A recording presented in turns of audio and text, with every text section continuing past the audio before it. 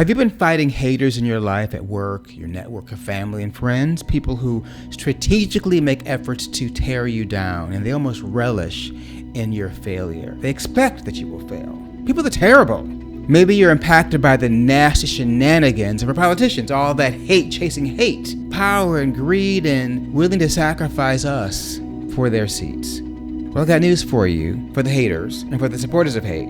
If you wish hate on someone else, that hate is coming back to you tenfold. That's how it works. How do we navigate this? How do we face the challenges of our life, these lions that are not going anywhere? They're just getting darker and scarier, more painful, more horrifying. Well, you've got access to the most undervalued and the most powerful weapon in the universe. Let's talk about how love is not some funny feeling that makes you laugh or cry. Love is a super weapon. Wait before you swipe.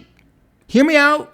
Think about love is resistance. Love is activism. You too can fight the shenanigans, all that mess out there, with love. You may think I'm in La La Land with rainbows, gumdrops, and bluebirds. Maybe I am. Love in a world full of hate is activism. And right now, our world has a pandemic of hate. I'm going to share some ways to use love in our daily lives, our social practices, and our political lives. Call me Pollyann, Mary Sue, Becky Lou, but I believe in love. I believe in love, and these videos and my life right now is an example of that. I believe this love can cancel out the hate. We keep hating on one another, keep hating even our enemies, we are going to be the subject of hate. If we start loving and build a life around love, the world will change. And it has to change. We cannot keep going on like this. I'm going to give you some things that work for me about using love as a weapon and as a shield. Love without action is just a feeling. But love with resistance, that's revolution. If these words mean anything to you, then keep watching. This video is for you. Audre Lorde, poet and political activist, once said, "Caring for myself is not self-indulgence, it is self-preservation, and that is an act of political warfare." Meaning that in a world where a person is taught to hate themselves, acts of self-love are more than just self-care. It's political action against ethnocentrism and tyranny. Loving the self is activism. And you know I've been taught to hate myself. I've been told that I am less than human. To my face. I've been shown this by the way people talk to me, the way they look at me, with their body language, their actions against me, just because of how I look, let alone who I am. I've been taught that I am subhuman. So when I say I love myself, that is activism. And I encourage you to find that love in yourself to do the same and make them wrong. Make them wrong about how amazing and beautiful and powerful and incredible you are, just as you are, whoever you are, whatever you are. That is activism. And sometimes that's all we have to do. You can picket and you can protest and all that as well. We should be doing that. But self-love comes first. And if you can do that, you've already won. Don't forget that. Love is resistance is going against the grain and unveiling the illusion of negative self-talk, social narratives, and social norms. We all carry this superpower within us, and it can be used to change lives and the lives of others in a way that is positive, productive, progressive, and cannot be turned around. I call them lions. Life challenges, unchanging circumstances. It's more than a metaphor, it's a way of life. I face some haters.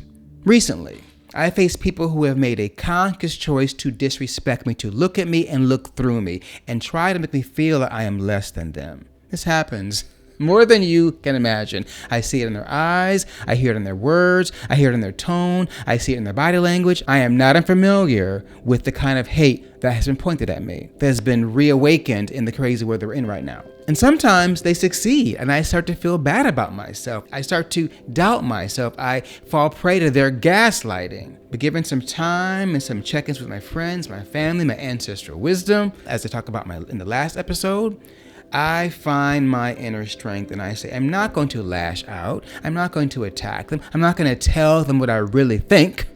God forbid if I say those words. That would not be a good day. And I'd be clever and nasty about it. But I'm not going to say those things out loud to anyone. So right now in my life, when people throw their darts at me, I choose love. I refuse to take the bait. I'm going to keep my dignity and my self-respect and my self-love. I also see their pain. I see that they are throwing their pain on me. They can't look at me and not feel their self-loathing. It's deep. It's a lot. It takes self-awareness and years of ups and downs to learn these kinds of things. That's why we're here on this channel. So I smile, I'm respectful, I'm charming, I'm helpful, I'm collaborative, and I focus on the work that I'm doing for others. I am in service of something much bigger than myself. I have always been. You can feel that if you listen to my words. I am in service of dreams come true. I'm in service of anyone that needs my help, that I have the capacity and willingness to help share, help them carry. And I'll tell you how that all turned out in a bit, because I used it for real. Before we go there, I want to talk about how love as resistance plays out in our daily lives. Love as resistance in our daily lives can be powerful. Like I said, I use it. For example, celebrating diversity in a nation where specific identities are historically treated as subhuman. This looks like taking pride in our ethnicity, our religion, our sexuality, our spirituality, or other differences of identity. It also means celebrating those of others, not just yours. It means being curious about those of others and being genuinely interested in their lives, wanting to be a part of their lives. Love as resistance in this form challenges the long-held beliefs rooted in culture, tradition, and social norms. Talk kindly to yourself and build strong mental health. Feed yourself food that nourishes the body and brain because you care about life and refuse to be manipulated by the media, which prey on your cravings. Move intentionally to maintain a healthy body with a strong immune system because you are grateful for the abilities others may not have.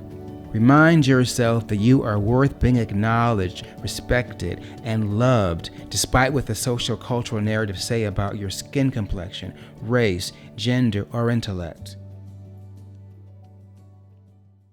Love as resistance in social practices. Being kind and practicing humanity because everyone's well-being is important and everyone deserves to be respected regardless of their cultural identities. Driving compassionately and being considerate of others on the road because you care about everyone's safety. This is social responsibility. Cleaning the community because it reflects a collective love and respect for the land. This shows love and respect for nature and the land on which we live. Attending community events in support of all cultural identities because everyone's pain is important. This demonstrates compassion for humanity. Smiling and sharing kind words with people you know or do not know because we don't need to know each other to be kind.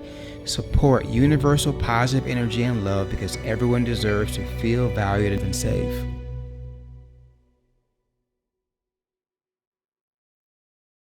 Love as resistance in political practices. Attending campaigns that support greater equity in laws, policies, and regulations. Voting for candidates who are honest in character and ethical behavior. They're rare, but let's find them and vote for them. Signing petitions in support of changing laws that improve people's quality of life and care. Everywhere for everyone. Educating ourselves on laws that are relevant to our human experience and the experiences of others. Our knowledge can be leveraged to support people's situations. Altruism is a high-level characteristic of love as resistance.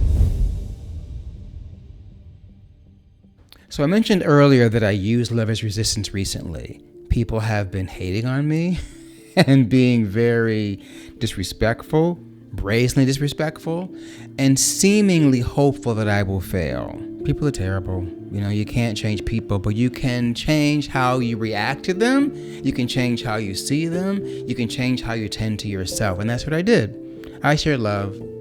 Charming, respectful, collaborative, creative, and I go out of my way to make the people around me feel comfortable all the time, even when I'm uncomfortable. And guess what? I feel like I've risen around it and above it. I feel like I'm just doing my work and feeling positive, and the work is flourishing. And the people that are doing these things and saying these things, they kind of just disappear. They're like little shadows in the back of the room that you don't even notice. Sometimes you feel them, steaming and percolating in.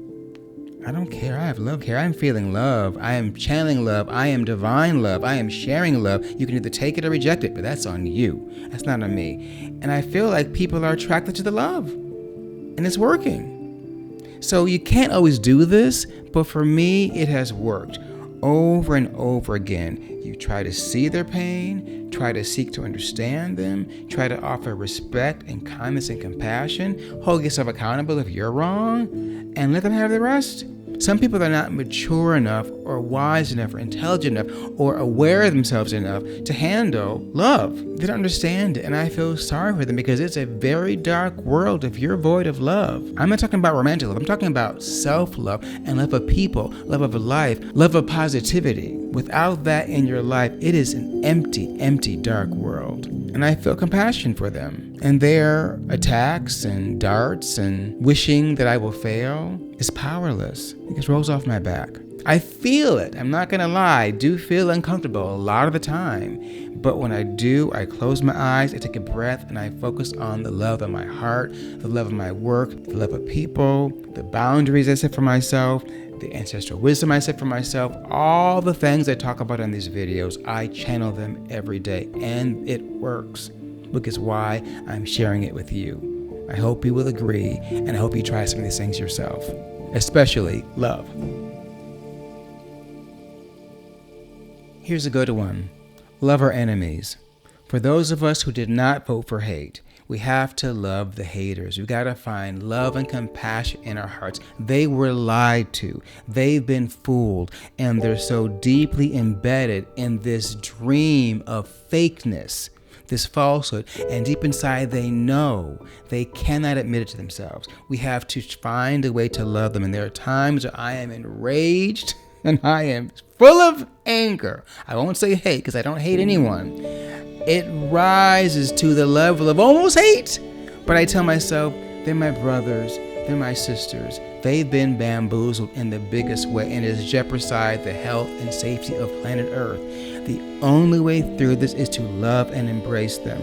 I believe this, which is why I make these videos as my act to defy against the hatred that people point at me. People personally in my life right now hate me for no reason, for no apparent reason, and I still return love because I know deep inside they have love within them. They're just confused, they're lost, they're in pain, they are in a mess of a state. The world and all things and all the things happening are symptoms of a bigger problem that we have lost sight of the love of ourselves and each other's. One tribe, one planet, one world, one love. That's what needs to happen. It is the only way through. It will not be easy. It will be uncomfortable. People are going to die. Bad things are going to continue happening. In the end, if we don't fight back and use love as resistance, we all lose. That's what I believe anyway. Only 10% of my viewers tend to get this far in my video. So if you're still watching and listening, first of all, I love you and thank you. But two, it means you believe what I'm saying to you. And we know that chasing hate is not the way forward. Love is the antidote. And we must find a way to use it, empower it, and feed it, share it. And we can do that together. Alrighty, we've spoken about self-healing, letting go, fake love, knowing yourself and knowing your limits, internalized oppression, ancestral wisdom, and drawing healthy boundaries. And we just spoke about what? Love as resistance. What we need to get through the shenanigans of our world. Next up, following love as resistance, is, you guessed it, joy as resistance. It'll be here once posted. The full playlist will be there. Please check out the description for a full list of episodes in the season, and you'll also find there links to the playlist of season 1 and season 2. I'm so proud of this, and thank you for watching if you're this far. I love you, mean it. I really do. Thank you, thank you, thank you. So join me. Stay tuned for more. Keep watching, keep loving, keep clicking, keep liking and subscribing, all of those things, and let's keep sharing this love and light, and use love as resistance. I'll see you there.